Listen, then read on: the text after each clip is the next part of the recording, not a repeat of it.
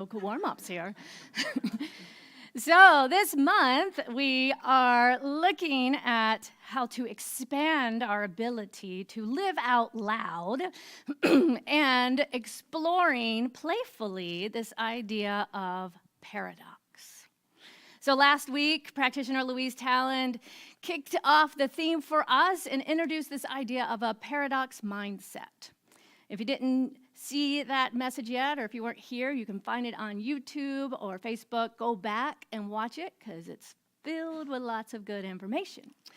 So we're going to dive even deeper as we continue on this theme. And you may be wondering, why are we spending a whole month on paradox? Well, paradox is a very natural part of life. And the more we can embrace this idea, then the more we're able to find solutions to some of the major problems we are facing, not only in our own individual lives, but also in our community and in the world at large.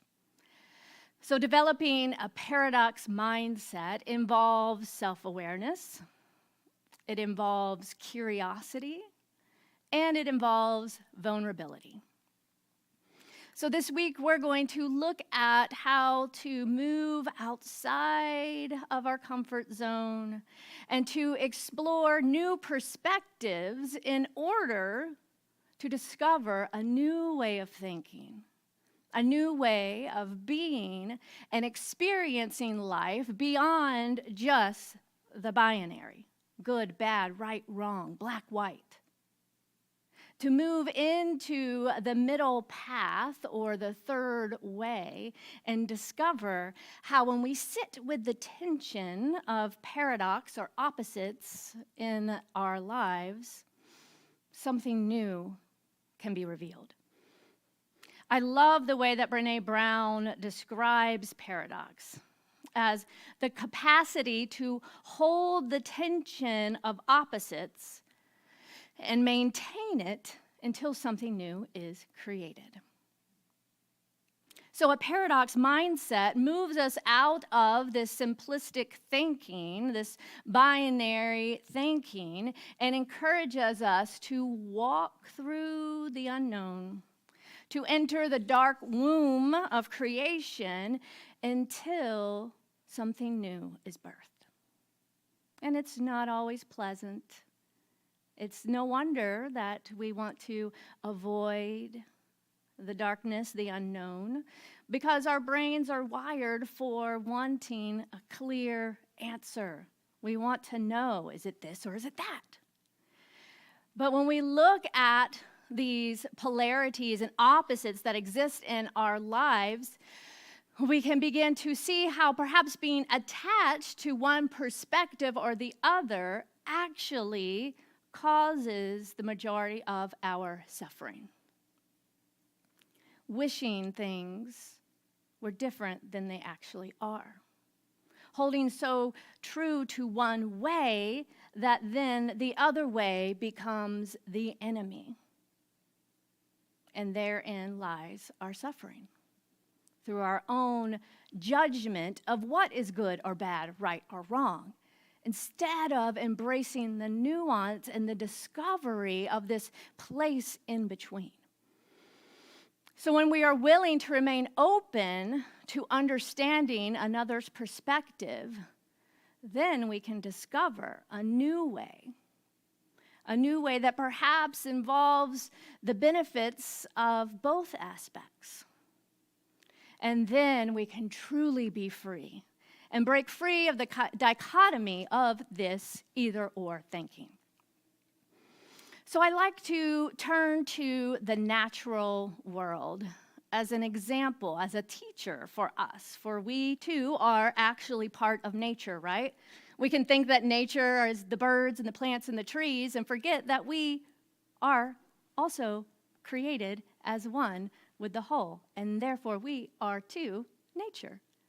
So when we look at the natural world, we see how paradox is part of the natural order of things. The world is not created in this simple good or bad, like our stories and our human stories and fairy tales would have us believe, right? So in order to experience the liberation and fullness of life, we are encouraged to embrace the paradoxes that we see all around us. And if you notice, I've noticed, having a little one now, that the stories these days, the fairy tales that we're telling, they're changing. There's a shift in our cultural understanding that is reflected in the stories we tell. So shows, even like the musical or the book, originally Wicked, it kind of breaks free of that good, bad, dichotomy, and it shows us that perhaps even villains have their own story to tell. And then through that story, we can begin to elicit compassion and empathy, which then also allows us to have more compassion and empathy for ourselves in those moments where we may be acting as a villain in our own story of life, right? So, back to nature. If we look at the natural world, we can see water, for example. Water is essential for life, and yet it can be destructive and even deadly. Same as fire. Fire in and of itself is not good or bad. It can cook food to nourish our bodies, or it can destroy homes and life.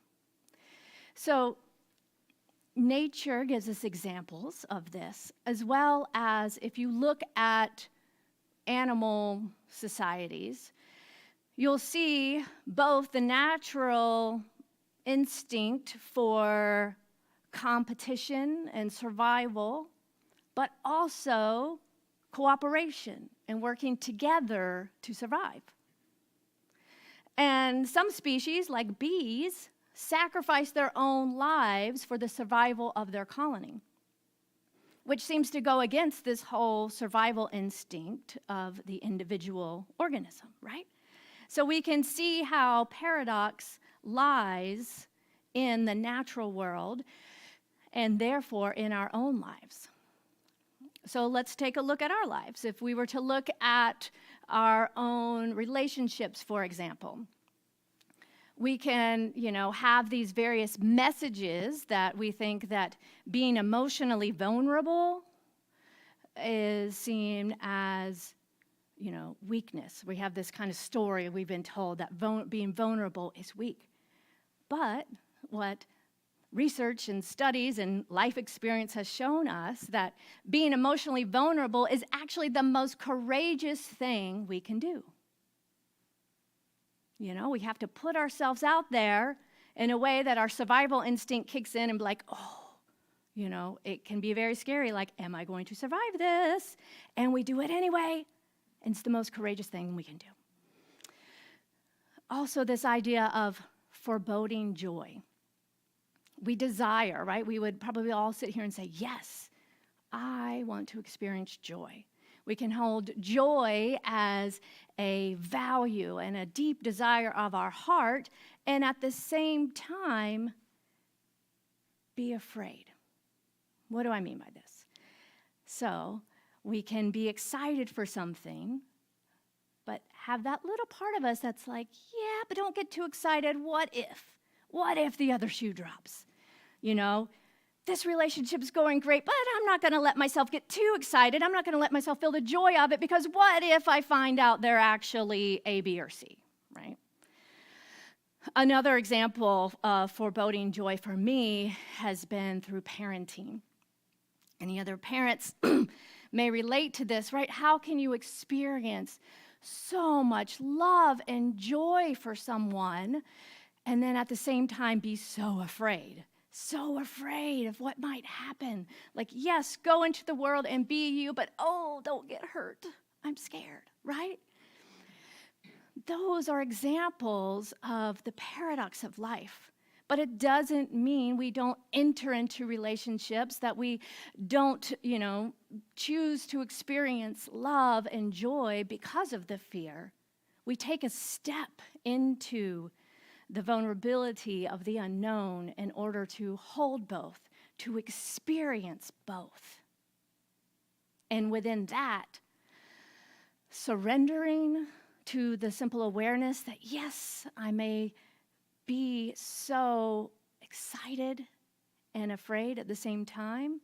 The surrender of this, the simple acknowledgement and acceptance of it allows us to keep moving forward and to experience greater and greater joy and love and a deepening of our experience of life. Another example of this is that, I feel like we are kind of, as a society, transforming this idea of what it means to be compassionate.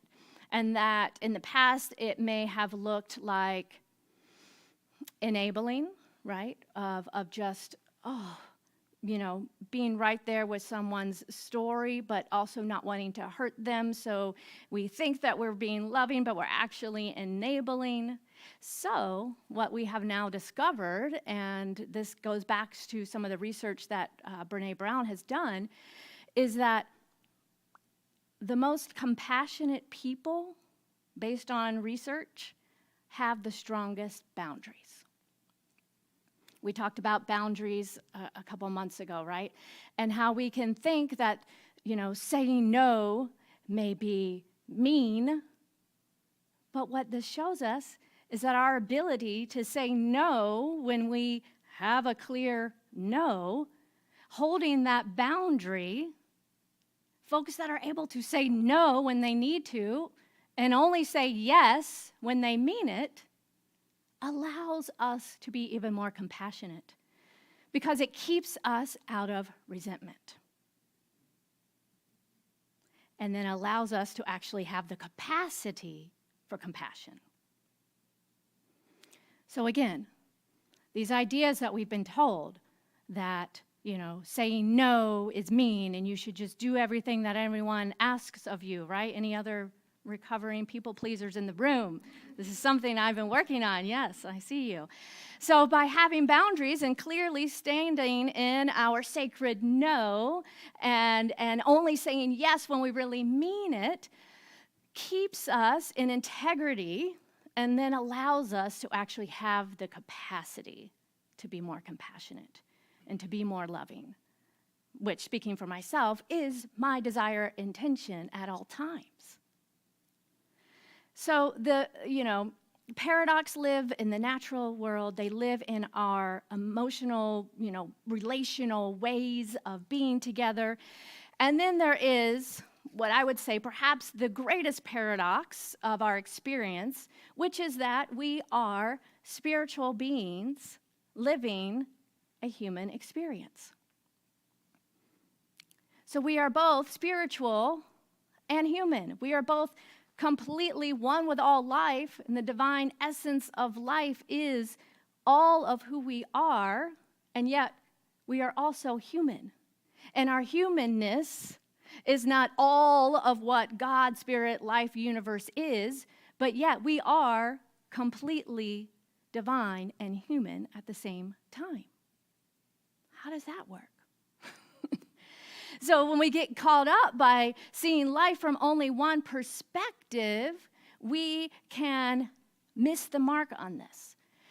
Being focused only on the oneness of life or our spiritual nature may have us missing opportunities to actually embrace the fullness of this human life experience and all the juiciness that's involved in being human. The amazing music and art to be experienced, the things to be created, the beauty in the world, the food to be experienced, right?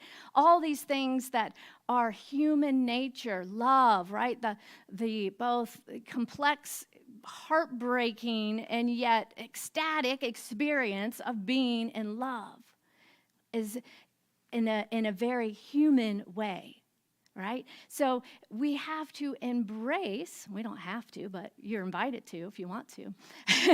If you want to experience a kind of transcendent experience of living life to the fullness in this human body at this time, to both embody the fullness of who we are as a human being and a spiritual being, walking on this planet at this time of our collective evolution and what is being asked of us today, and what are the stories that we are transforming and learning and discovering new in our collective consciousness by embracing the fact that we are one with all of life, that we are whole, perfect, and complete, and we are humans that absolutely make mistakes.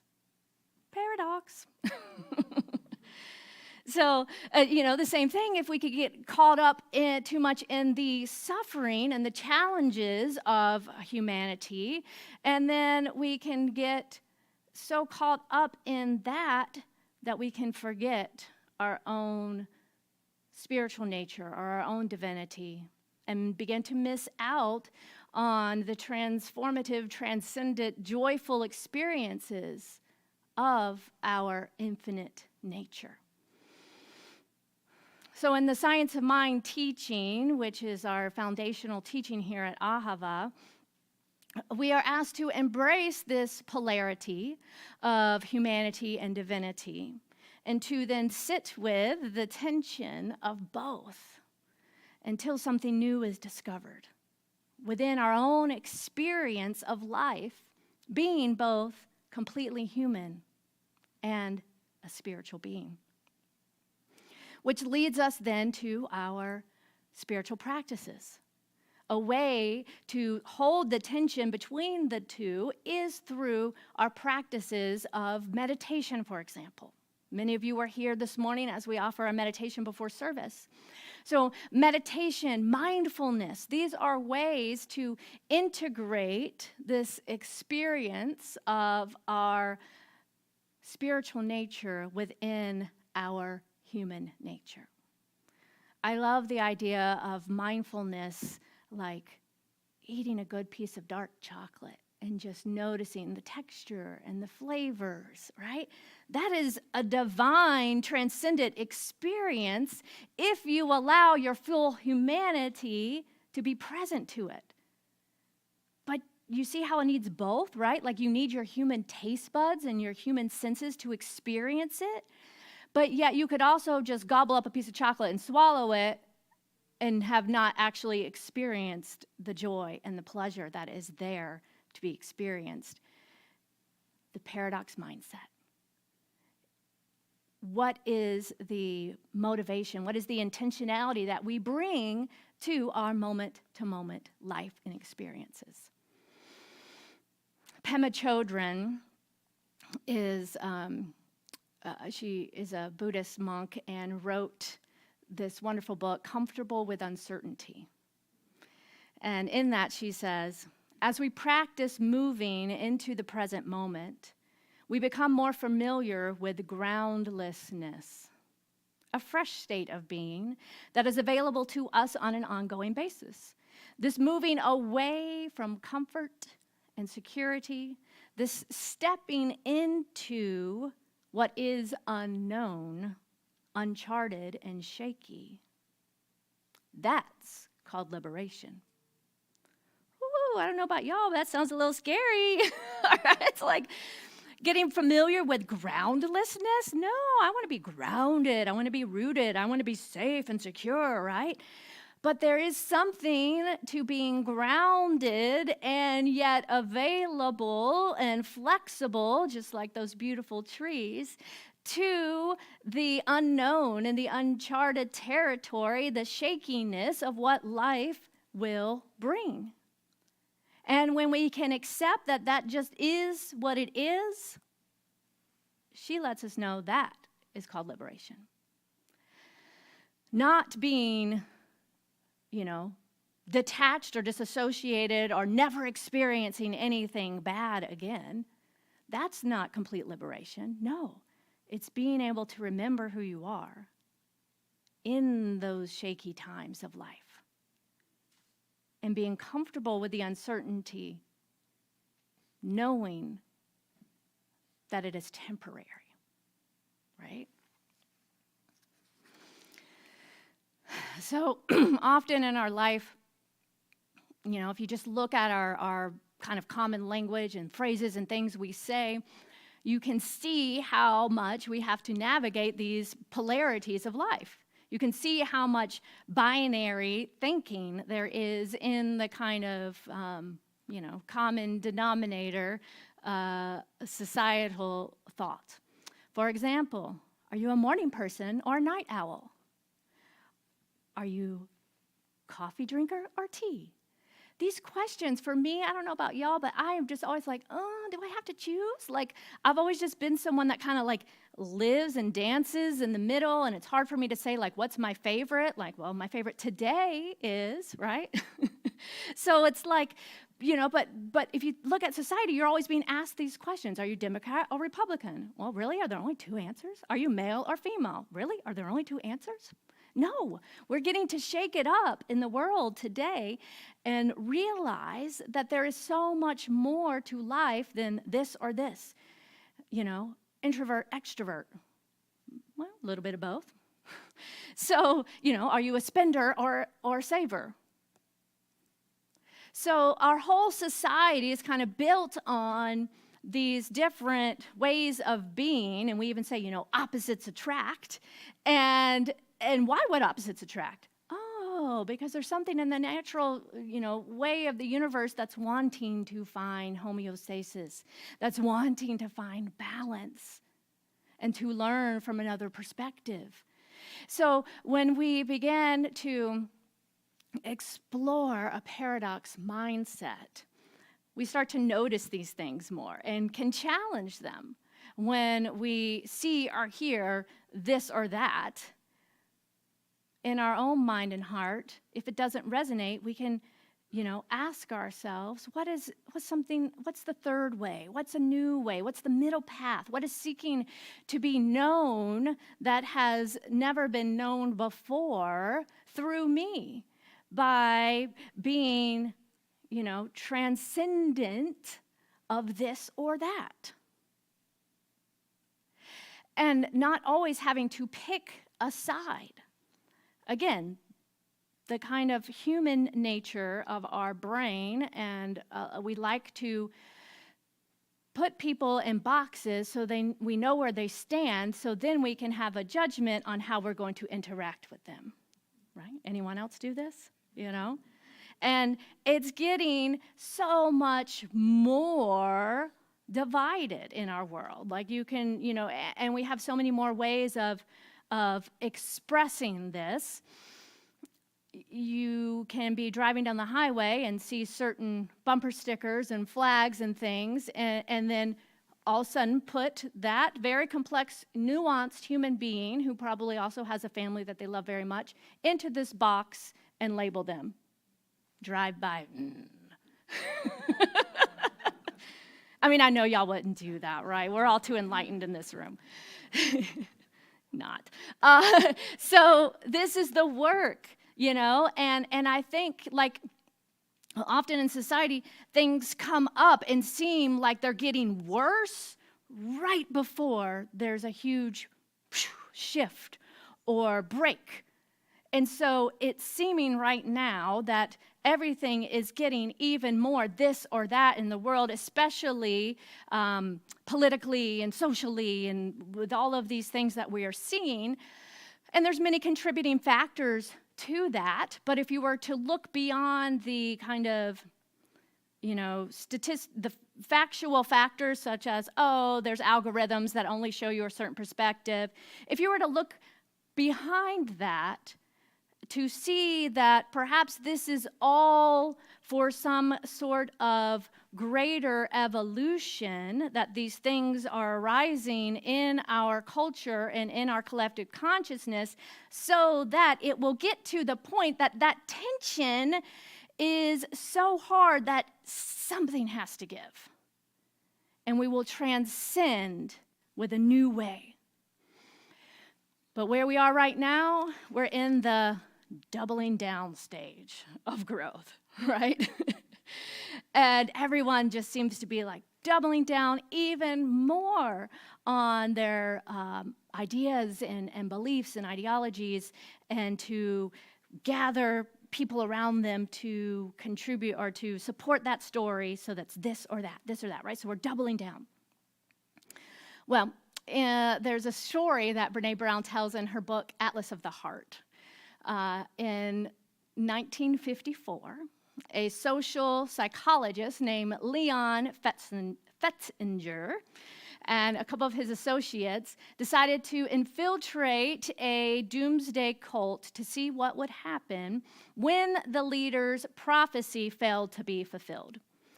So the leader had promised her followers that the world was going to end on December 21st, 1954, and that they would all be picked up by a flying saucer and transported safely into outer space for a new dimension of experience.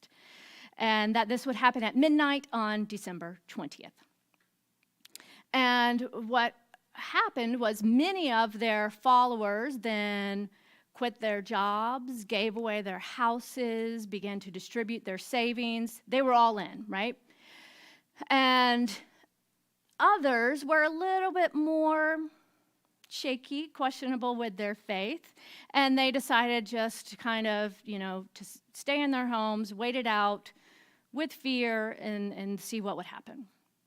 So what this Fetzinger, the social psychologist, predicted, he had this hypothesis that those who made this strong commitment to this prophecy, that they would quietly lose their faith. And that the leader, when the world didn't end, that those who had given away their possessions and had waited with the other believers for the spaceship, that they would double down on their beliefs. So those that were just kind of like, okay, I believe this, but I'm going to stay in my house and see, right? They would just eventually, it didn't happen, moving on. But those who gave away everything would double down. And even when the prophecy didn't materialize, that the followers who lost the most would demonstrate an increased commitment by doing whatever they could to get others to join them. So at this time, 1954, this hypothesis really blew the doors open on any other existing theory about human behavior and motivation. And, it was unthinkable to think that people would actually double down even though the facts have proven them wrong. And so what happened? Well, it's 2023, and we are here. But in that moment, at 4:45 a.m., when the spaceship didn't come, their leader then shared a new vision, had a new prophecy of what would be to come. And because of this, those that left everything, sold their house, gave everything away to follow them, that were waiting there for the spaceship, they became even stronger in their faith. That the new story they told themselves is that they had been spared because of their faithfulness, and they got to continue to live on this planet. And the most invested members responded by calling the media and sharing this great news, and became even more invested in sharing and being, evangelists for this particular group. Well, as we know now, luckily the doomsday leader's prediction failed. The world didn't end. But the psychologist's prediction was true. And this really changed our whole way of thinking about human behavior. Now, this is an example from 1954, but we don't have to turn too far to recent history to see the same things happening now. People doubling down on their beliefs, even though there are facts and information and prophecies and promises that were made by a charismatic leader that when then didn't happen, people doubled down.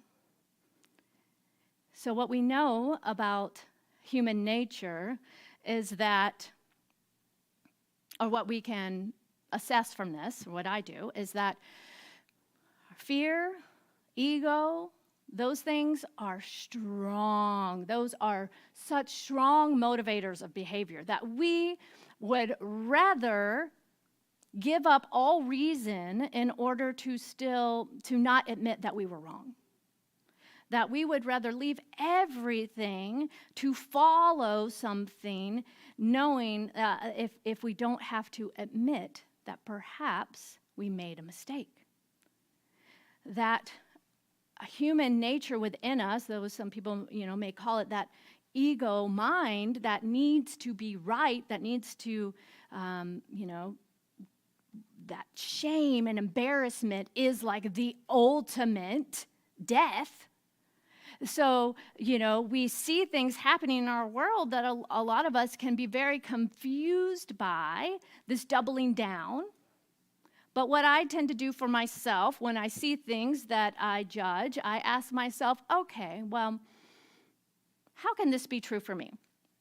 Have I ever doubled down on something because of fear of embarrassment or shame or the need to be right or the need to be seen or acknowledged? Yeah, I have in an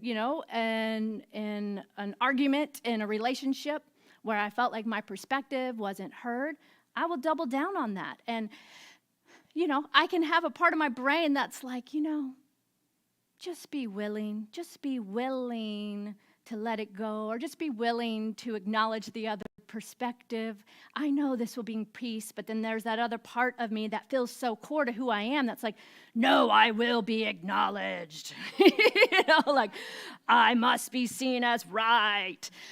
So therein lies the suffering. And again, this paradox. What would it mean to move into a space of being honored and seen and honoring and seeing another from a completely different perspective?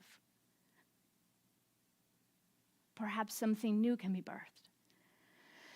Dr. Ernest Holmes, who is the founder of the Science of Mind teaching, he says, and let us not forget the importance of keeping our minds in a state of good-natured flexibility.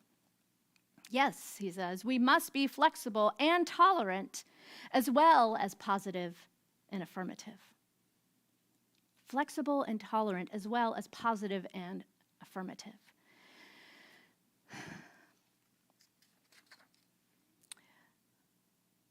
What this looks like to me is moving through the discomfort of what we know or hold to be true and embracing the nuance of humanity and a new way of thinking that moves us beyond the binary, holding the tension between the two polarities until something new is discovered, being flexible. And I think I'm very visual, so this idea of tug of war. It's a game we all know and have played as kids. Two ends, you pulling against this rope. Whoever pulls the hardest or is the strongest eventually wins by the other people falling flat on their face and often in the mud. But what if we were to transcend this idea of a tug of war and to where no one has to lose? What if we both hold tight on both sides and the tension between the two is equally acknowledged, that together we can choose to sit down and drop the rope? No one gets their face in the mud. No one's right, no one's wrong. So how do we do this? Empathy. Being willing to let go a bit, loosen our grips rather, on the reins or on the tug of war thing, and to be able to just be willing to see another perspective and to see how the other person's story, as we can have empathy for their story, doesn't have to invalidate our story. So this example of letting go of the tug-of-war rope in order to sit down and drop the rope, for me, I experienced through being willing to see another perspective. Now, we can't truly walk in someone else's shoes because we don't have their whole experience, but being willing to acknowledge their experience as true for them without it meaning that our experience isn't as equally true for us, that's what I mean by empathy. So I'm going to give you a tangible example, a little personal example. I'm going to try to do this without getting into too many of the details of the story, because as we know, the details are not really what it's about. So my wife Heather and I have been practicing and working with a counselor, an expert, someone who can really guide us in this practice of empathy. And we both know it intellectually. But anyone else that's been with someone 16 plus years know that you can get pretty rigid in some of your stories and patterns and need a guide to facilitate this practice to see empathy. So one of the things that was really kind of a sticking point for us had to do with this time in our life years ago when we moved to Chicago. And the way we were able to transform this was to realize that we both were grieving the loss of the dream that we thought this experience was going to be, but holding each other more responsible for that instead of acknowledging that we were both grieving the loss of the dream, right? So, I thought I was moving to have my dream job and a place that I loved and to be able to support my growing family. Heather was pregnant at the time when we moved there. And we had this agreed upon dream and vision for our family of what it was going to look like in those first few years, for her to be able to stay at home and raise our daughter. Well, life happened. It was a very different situation that challenged me in many ways that I felt like was not acknowledged, which then I had my own personal stuff to work through. And instead, every time she would bring up or say things that she kind of resented about how the experience had to change, I felt I took it personally, right? And was like, but don't you see it's because of this, and I'm not the villain here, right? All of these things. Again, don't need to get too much in the details. But to be able to move to a place and a simple sentence that she guided us through to be able to acknowledge the other person's experience, because the thing was, we had the same goal, we had the same dream, we wanted the same, and we still want the same thing for our family. But we were so stuck on never of not being, of the hardness, of the discomfort of being able to acknowledge the other person's experience fully. But in being willing to be seen and acknowledged, it doesn't mean that my story and perspective wasn't true, and it doesn't mean her story and perspective wasn't true. And therein lies the third way. You can get back on the same page through empathy. You can drop the rope by simply being willing to acknowledge another perspective. And again, acknowledging doesn't mean that you are agreeing with all the details of the story. That's where I would get stuck, right? Yeah, but blah, blah, blah, blah, blah, I have all the facts. No. As humans, what our tender hearts want to be seen and acknowledged. It doesn't matter the details and the story and the facts, especially when it's so many years later and our memories have our own versions of those stories, and there's no recording to go back to prove. You can't prove what was right or wrong because it just was. So, being able to move into a place of empathy, of compassion, of understanding for ourselves and others will lead us to this new way. Brian Emerson, in his book, Navigating Polarities, says, standing in the third way is a practice. It relies on a way of being and doing that most of us were never taught. It requires self-awareness, conscious choice, and courageous action. So if we were to break that down, we have to first be aware of what we are feeling and thinking, what we are judging about ourselves or others.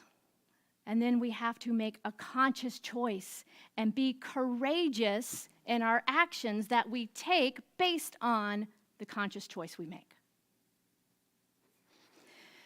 So this week, I invite you to go a little deeper, to develop your own spiritual muscles of self-awareness, of empathy, and challenge your capacity to hold the tension of seeming opposites until something new is born. Ask yourself, what are some polarities that you are navigating right now in your life? Where do you find yourself perhaps doubling down? And are you willing to embrace uncertainty and empathy in order for something new to be birthed? This is what it means to lean into the paradox mindset and to discover a new way of thinking, to be implemented not only for our own individual lives, but for the collective. And through this, we can find solutions to the big challenges that our world is facing today. So little did you know, simply showing up for your life, mindfully, consciously, we can change the world. Who's in? You with me? Let's do it. All right, let's take it into prayer.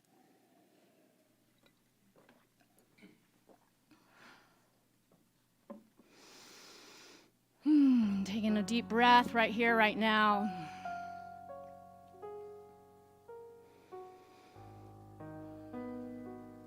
Breathing into the love, the joy, the presence of pure possibility that resides right here, right now. Noticing and recognizing the truth that is true for everyone. Recognizing wholeness, oneness, as this infinite source and presence of life, of the universe, that is having its way right here, right now, in, as, and through each of us, as a unique expression of the one, as spiritual beings here having a human experience, and human beings here having a spiritual experience. What I know is that we are one, that there is one life expressing itself in, as, and through all life, as love, as joy, as peace, as freedom, as creativity. So I stand in this truth right here, right now, allowing it to inform all of my thoughts, words, feelings, actions, knowing that I can always choose and choose again. For I am always at choice. So today I choose to lean into this presence of life,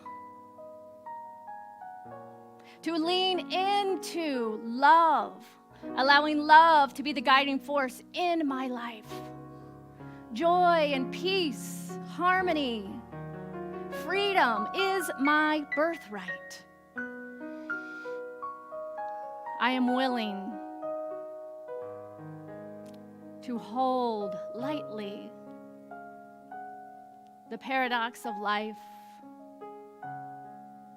and to continue to walk through the dark, to continue to move through the unknown and the uncertainties of life, remembering who I am, one with all, backed by the entire universe of infinite possibility and infinite potentiality, seeking to know itself more fully through me, to express itself, to wake up to itself through me this day. How good it is to remember. How good it is to be grateful for this truth, for this life, for this nuanced, complex experience of humanity. And in moments when I forget, I choose to turn to gratitude, to look at the world around me, to notice the beauty and the divine perfection of the rose or the bird or the lake or the river, knowing that I too am that. So right here, right now, with great gratitude for the fulfillment of this prayer, claiming and knowing freedom and love and creativity and joy, I release this word, release it into the action of the law that always says yes, yes, yes, yes, and so it is.